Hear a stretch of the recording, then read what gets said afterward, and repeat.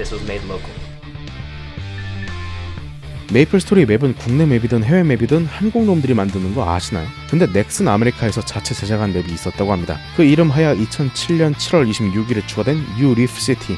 오늘부터 또 국내에만 없었던 NLC에 대해서 같이 알아보는 시간을 가져보도록 하겠습니다. 일단 여기를 뭐 어떻게 가는지, 맵은 어떻게 생겼는지 좀 둘러봐야겠죠. NLC는 커닝시티를 통해서 이동할 수 있었습니다. 대만의 서문정을 가기 위해 커닝시티의 별도 NPC를 통해 이동했듯이 커닝시티에는 NLC행 NPC인 벨을 통해서 이동이 가능했습니다. 여기는 이제 뭐 대륙간 이동을 하듯이 일정 시간 지하철을 기다렸다가 출발하는 방식이고요. 맵 내부는 대만 지하철 맵의 색만 살짝 바꾼 그런 맵입니다. 대만과의 차이점이라면 이 지하철은 실제로 출발을 한다는 점이겠죠. 그렇게 도착한 NLC 서브웨이 스테이션에서 밖으로 나가게 되면요, 이곳이 바로 NLC 뉴 리프 시티입니다.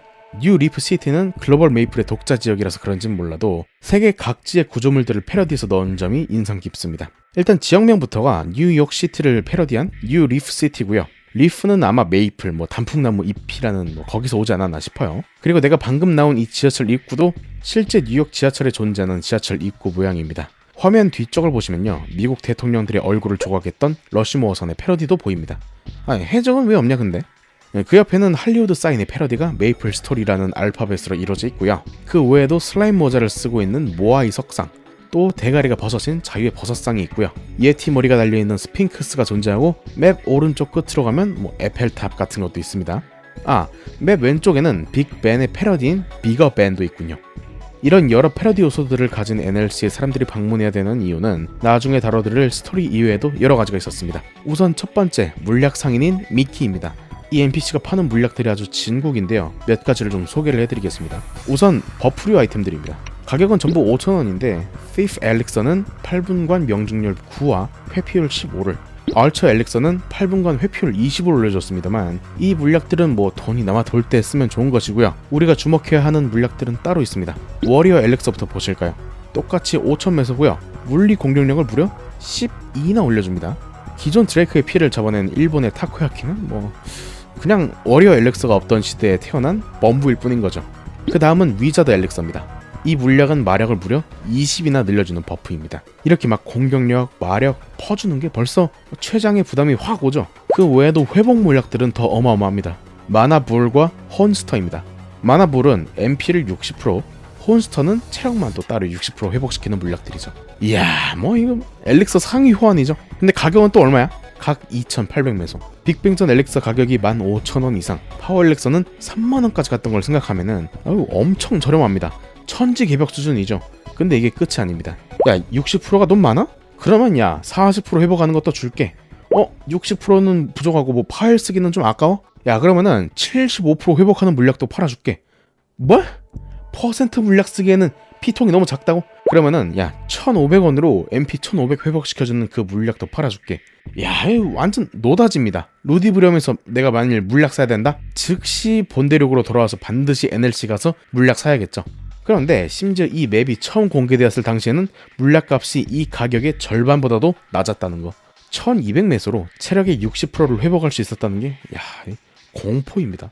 거의 1년 안에 패치로 가격이 바뀌었다곤 합니다만 충분히 흥미가 가는 물약들이죠. 근데 사실 이 물약들은 아무나 좋다고 퍼마시라고 싸게 팔던 것들은 아니고요. 안쪽에 깊숙이 들어가면 또 그럴만한 몬스터들이 존재를 했기 때문에 물약이 좀 필요를 했던 것입니다만, 그런 주제들은 나중에 따로 다뤄보기로 하고 우리는 우선 이 마을 주변을 같이 둘러보도록 하죠.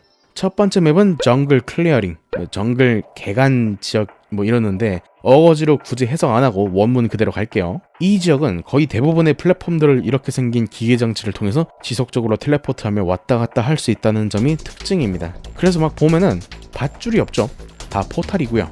여기서 나오는 몬스터는 얼반 펑거스, 스트리트 슬라임, 그리고 부머입니다. 버섯이랑 슬라임 이런 거는 별 볼 일 없으니까 넘기고요. 우리는 중앙의 포탈을 타고 정글 밸리에 가서 부머라는 몬스터에 주목을 해봅시다. 부머는 레벨은 27, 체력은 700, 경험치는 55였는데요. 이 평범해 보이는 몬스터가 가지고 있는 특별한 기믹이 있었으니 바로 한 대 맞을 때마다 이 친구가 다른 부머를 소환했다는 것이었습니다. 자가 복제를 하네. 근데 여기서 생긴 문제가 또 뭐인고 하니, 이 복제된 부머를 때리면 또 다른 부머가 또 생깁니다. 무한 증식? 크림빵? 이 생각을 우리만 했었던 게 아니긴 합니다. 이 버그를 인지하자마자 GMS의 모든 쪼랩들은 싹 다 NLC로 몰려들어서 미친듯이 부모를 패기 시작했고, 영상 보시면 알겠지만 다수기 갖고 있는 직업이 진짜 개꿀을 빨아가지고 레전드를 찍었죠. 타수기가 있어야 단일 퍼뎀이 더 낮고 부모가 원킬 안 죽고 살아서 차가 복제를 하거든. 댓글들을 보시면은 당시 레벨 30대 가서 하루 만에 레벨 50을 찍고 나올 정도였다고 합니다. 아니 3차 전쟁을 하고서도 일부러 공격력 낮은 무기를 끼고 찾아가서 사냥을 했다 그러니까 이 얼마나 미친 곳이었는지 감이 오시죠. 결국 왠지 모르겠지만 당시 바로 긴급 패치로 막진 않았고요. 한 1, 2주 뒤에 한 마리의 부모는 3마리까지의 부모를 소환할 수 있고, 부모의 복제품은 복제 기믹이 발동하지 않는다, 이런 패치를 적용함으로써 포그업의 대혼란 시대는 끝을 맺게 되었죠. 패치된 이후에도 은근히 잡을 만한 몬스터였다 그러네요. 아까 우리가 처음 들었던 맵인 정글 클리어링에서 우측으로 향하면 크라키안 정글 베이슨이 나옵니다. 이 맵에서도 역시나 각 플랫폼에 설치된 기계 포탈을 통해서만 위로 올라갈 수 있으며 좀 독특한 몬스터들이 등장을 하게 됩니다. 먼저 일렉트로 펀트입니다. 굳이 번역을 하면은 전끼리 정도 되려나요? 레벨 41에 체력은 1600, 경험치는 95를 주고요. 이 친구 회피율이 무려 28입니다. 호돌이급까진 아니지만 그래도 굉장히 빡센 몬스터죠. 게다가 이 몬스터는 그냥 피격되면 데미지가 80 정도 나오긴 하는데, 이 마법 공격으로 전기 공격을 할 때 피격되면 600 이상의 피해를 받습니다. 이 외에도 특이사항이라면 이 몬스터에게서 드롭되는 화살은요, 다이아몬드 화살의 형태로 드롭이 됩니다. 공격력 플러스 4짜리 화살이며 상점에 그냥 갖다 판다 그래도 한 개 낱개에 20메소짜리 엄청 귀한 화살이죠. 물론 이게 나중에 레벨이 오르게 되면은 다른 NPC를 통해서 직접 구매할 수도 있지만은 유비들이 여기서 이 화살을 넣는다면 막말로 그냥 갖다 내다 팔 수도 있었을 것 같네요. 워낙 성능이 좋다 보니까. 그 옆에 있는 것은 마이티 메이플 이터, 네펜데스의 약간 거대화 버전 같은데 어째 레벨은 더 낮고요. 근접 마법 공격 피격 데미지는 200에 달합니다. 레벨 30 치고는 엄청 강하죠. 그래서요, 이 포탈들을 통해서 꼭대기까지 올라간 후 그 다음 맵으로 가면은 마운틴 슬로프가 나오는데요. 여기서 나오는 몬스터는 I am Robot, 레벨은 44, 체력은 2490으로 마스터 로보와 비슷한 스펙입니다. 근데 이 친구의 경험치가 15가 더 높고요. 회피율은 왠지 모르겠는데 30으로 엄청 높습니다. 이 친구는 그러니까 때리려면 명중률이 대충 110 정도 필요하단 거죠. 근데 솔직히 아까부터 그냥 산비탈인데 왜 이딴 이상한 몬스터들이 있는지 모르겠죠. 나중에 다뤄드릴 NLC 관련 스토리 영상에서 그 해답을 같이 찾아보자고요. 참고로 이 몬스터는 한국 메이플 스토리에선 열화되어 있는 네오시티에서 로비라는 이름을 달고 등장한 이력이 있습니다. 자, 넘어와서요. 이 맵의 특이사항은 맵 중앙에 NLC라는 글자 모양으로 파여진 구멍 같은 게 있어가지고 몬스터들이 몇 번 점프하다가 여기다 다 끼어버리는 일이 있다는 점, 이 정도가 있겠네요. 맵 상단에 포탈을 타게 되면 마운틴 클리프가 나옵니다. 이 맵에서는 그리폰이라는 몬스터만 등장을 합니다.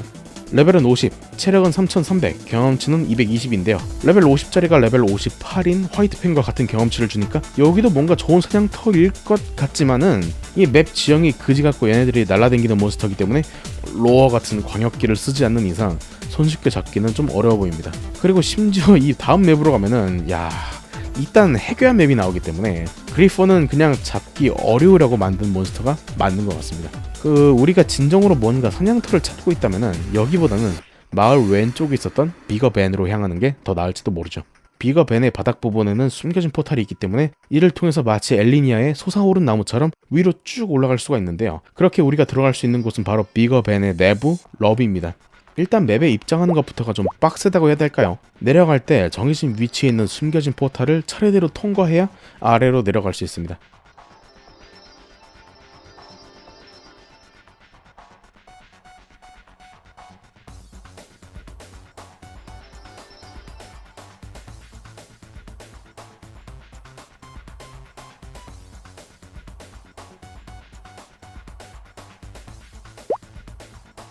이렇게 가면 이제 내리막이 나오죠. 이 맵 자체가 엄청나게 높은 맵이라는 걸 이렇게 보실 수 있습니다.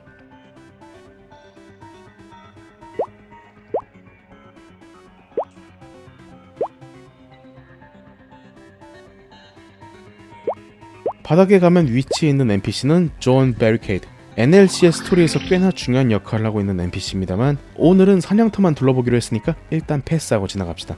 그렇게 해서 밑으로 내려가면 나오는 맵은 바로 비거 밴의 부품들이 있는 메소기어입니다. 메소기어의 첫 번째 맵인 디에티 룸인데요.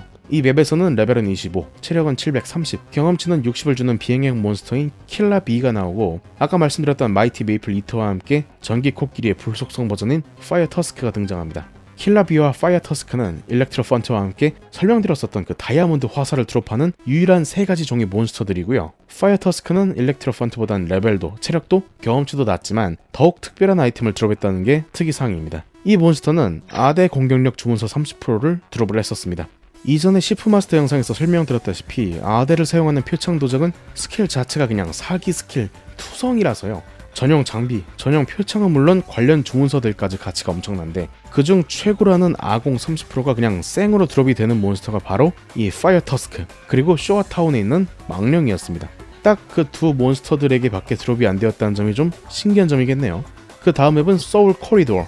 여기는 방금 말씀드린 레벨 25짜리 킬라 B밖에 등장을 하지 않는 곳입니다. 그래서요, 이곳에 막 도착한 유저들은 뭐 이렇게 생각할 수가 있겠죠.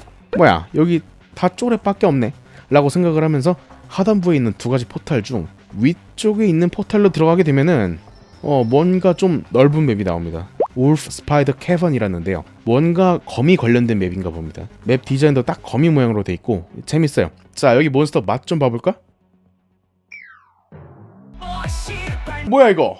자, 뭐긴 뭐야, 울프 스파이더지. 레벨 80, 체력 28,000에 경험치 1200을 가지고 있는 이 몬스터는 빅뱅 전 글로벌 메이플에서 중고렘 유저들의 레벨업을 책임졌던 몬스터 중 하나였습니다. 레벨 80인 하프가 체력 27,000에 경험치 850인 걸 감안하면은 이거는 뭐 거의 경험치 1.5배 이벤트 같은 것이죠.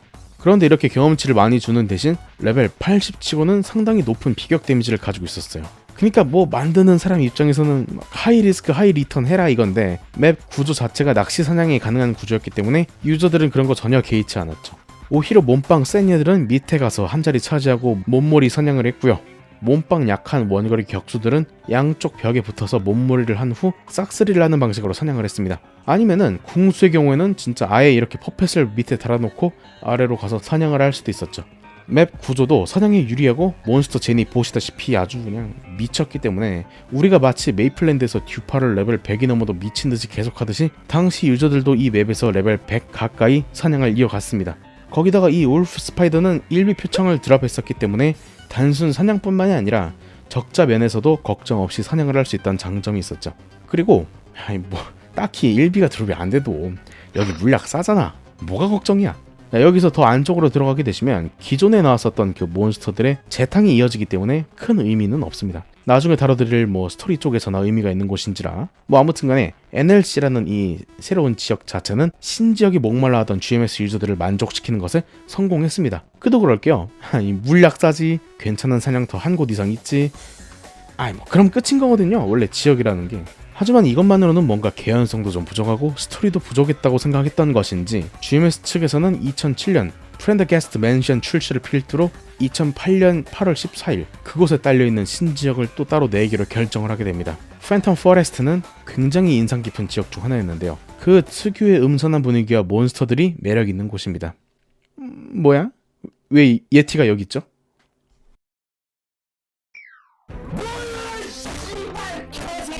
자, 오늘의 이야기는 여기까지. 더 많은 정보를 원하신다면 메이플홀릭 구독해주세요.